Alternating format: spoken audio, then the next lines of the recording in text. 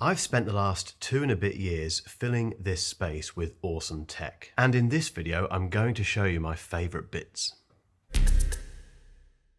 When you're a tech reviewer, you do accumulate a lot of stuff and you buy a lot of stuff as well, and whittling down that stuff to your favourite bits is quite tricky, but I have done it. I've done a couple of studio tours, but I've never gone in depth in terms of my favourite bits of kit in these 2 rooms, so that's what I'm going to do today. I'm going to start with something I never thought I'd show you, ever. Oh, and all of the links are below.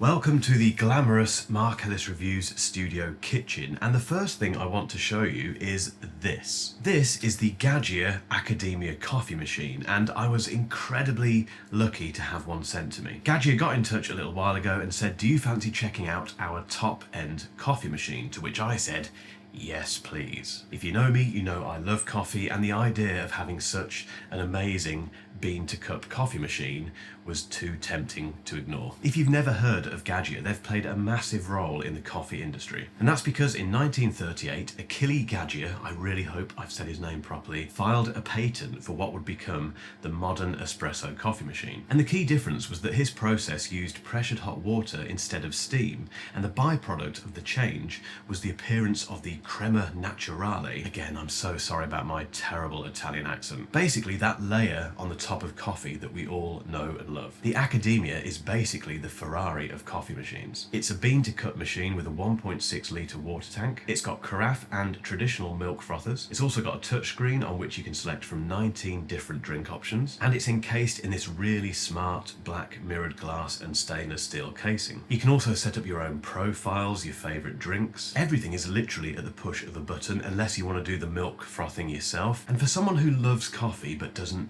fully understand it, it's a godsend. Now, this is an expensive coffee machine, there's no two ways about it, but you do get a lot for your money. And if you've got the budget for that at home, or if you've got an office where you want to give your staff the best possible coffee, it's a really good investment. Having said that, Gadget do have lots of different options for different budgets, and I've worked with them to get you some fantastic discounts. So just click that link below, and yes, you will be seeing lots more of the Academia on this channel, because I'm basically fueled by it. Okay, that is the coffee machine out of the way. Now onto the music type stuff, and this is the Sonos Era 100, which is just a fantastic update to the Sonos line. I think it remains one of the best home speakers on the market, and the fact it now has stereo sound and this lovely new design, and it still has Alexa built in, is just a winner. This is still the first thing I hear when I come into the studio, and that's a very good thing indeed. Okay, as I make my way onto the studio floor, something else you probably weren't expecting to see in this video is these. Firstly, the case is still useless. But that aside, I've really been enjoying using these. I've been using them for productivity, so I use Brain FM to really lock into the work that I'm doing. I'll put a link below if you want to check that out. Telephone calls or Zoom calls and that sort of stuff, they still remain the best over-ear headphones for that. They've actually got quite a lot going for them. I will do a video in the new year about my experience of using these exclusively for a month, but at the moment, they are an essential part of this studio.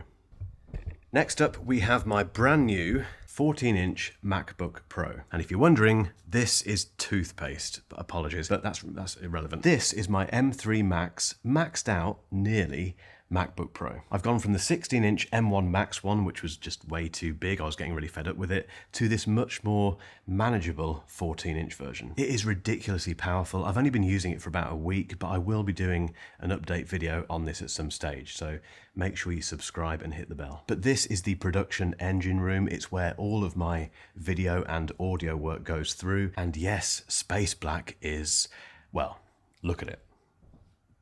Oh, and if you're wondering about the stand the MacBook Pro is sitting on, it's from Banks, who are very kindly sponsoring this video. It even folds up so you can take it to the coffee shop if you want, but for me, it just creates this lovely 2-display setup. And if you're wondering what this big display is, it's the BenQ something. I'll put the model number down below. I reviewed this recently, which I'll link to above. That video has been very popular, and several people have assumed that I was just being paid or something to talk about this monitor. I wasn't paid. They did send me it to keep, which is lovely, but I genuinely love it. And yes, it has replaced the studio display on this setup. Two more things to mention on this desk setup. The first thing is the Logitech MX Master 3S, which is the best mouse ever. If you want a traditional mouse, then just buy one of these. This is the update to the Logitech MX Master 3, which is still a fantastic mouse in its own right, but the new one has a very soft click, which is fantastic. I wouldn't get the white one. It does get a bit grubby quite quickly, but it's an absolute no-brainer. Then we have a new addition to this setup, which is the light mode keyboard. This is a mechanical keyboard. It's from Ali Abdaal. If you know that guy, you know he knows his keyboards, and it's a good one. There is another very important pair of headphones on this desk, which is the Sony MDR MV1. I use these for editing videos in this studio because they sound nice and flat, they're very comfortable, and they are wired.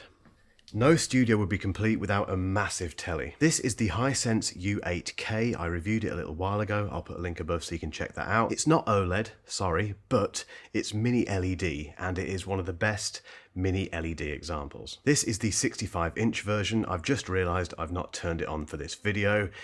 Whoops, but trust me, it's amazing. It's also connected to the Apple TV 4K, which is my favorite set-top box ever. And that is despite me having said Apple should cancel it back in 2021. And if you're wondering about the speakers, they are the KEF LSX2, and they are lovely.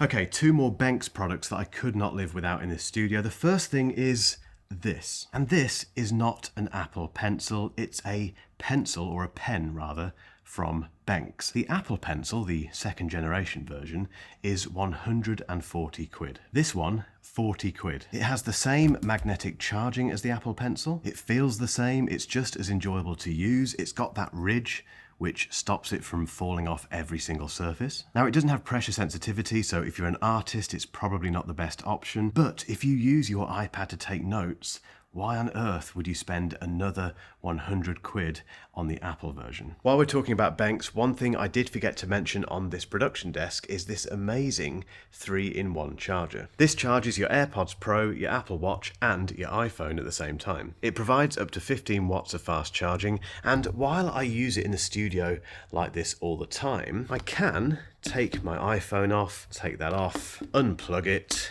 fold it up, and take it away with me. This is a lifesaver. Next up, we have this magnetic iPad stand from Benks, which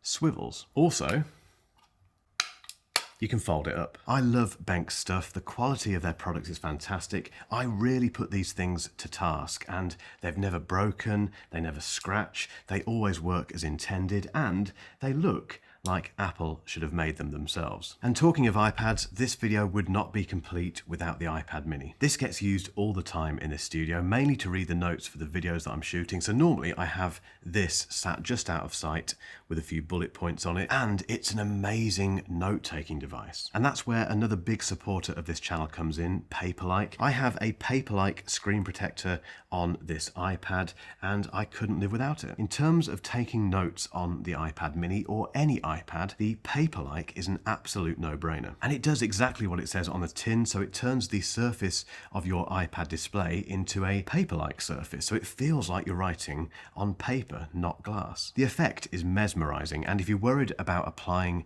the Paperlike screen protector to your iPad, I've done it on countless iPads, and I've never screwed it up. Another piece of tech in this studio which is absolutely essential but I never talk about is this. This is the Shure SM7B microphone, and you see them everywhere. I use this for live streams and also the 8 or 16 podcast, which is now on YouTube. If you haven't checked it out yet, go and subscribe.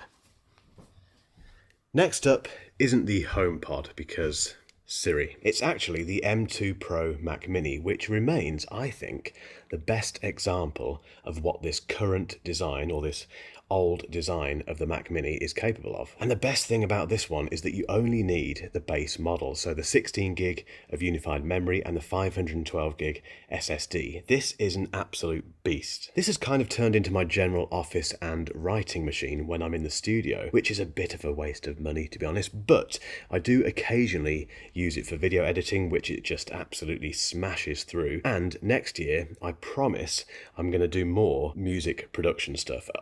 I know it's gone quiet on that front, but I will do more of that with this because the things this can do with music is mind-blowing. I mentioned earlier that the BenQ, whatever it is, has replaced the studio display on that production desk, but that studio display did not go into the bin. I know that thumbnail was a bit misleading, but I don't care. It's over here. I've basically plugged the studio display into the M2 Pro Mac Mini for a very elaborate setup, which is undeniably lovely.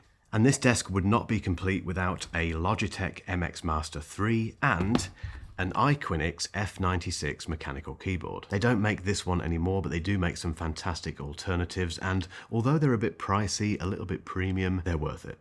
Right, it's happened, I can't deny it, I am now a man bag man. And my man bag of choice is the Grams 28 City Pack. This thing is made of premium leather and it's like a TARDIS. You can fit so much stuff in here, to the point where I quite often leave my rucksack here and just take this out with me. I'm completely converted. I have Patrick Rambles to thank for this. He recommended Grams 28. They very kindly sent me this to check out and I don't care. I think I can rock it. Next up, we have the chair that I use most often in this studio. This is the Hinomi H1 Pro. It's a fraction of the cost of a Herman Miller, and it's just as comfy, and loads of people buy these, and loads of people love them. I get lots of questions about which cameras I use, and the main camera is this, the Sony FX3. It's the best thing I ever bought for this business. I shoot all of my A-roll and B-roll on it, apart from today because I'm using the Sony ZV-E1, which is my main vlogging camera. And for the B-cam stuff, where I have a camera placed behind the Sony FX3 occasionally, that is all shot on the Sony, again, A7 IV. And I also use this one to shoot all of my thumbnails. If you're wondering about the mic that I use, this is the Sony BC something something. I'll put a link down below. I use this mic when I'm out and about doing vlogging. For everything else in the studio, I use the Video Mic Pro Plus from Rode. This one could be considered quite boring, but it's probably, in fact it is the most important thing in this room because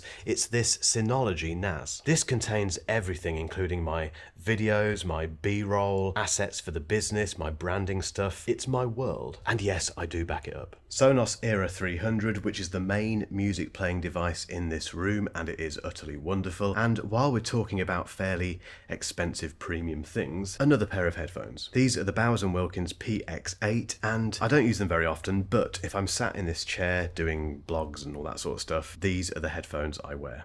That concludes my studio gear tour. I will do more of these if you want me to. Let me know down below if that's the case. However, I'd love to know, what is the one piece of tech in your house or your office or your own studio that you could not live without? Let me know down below.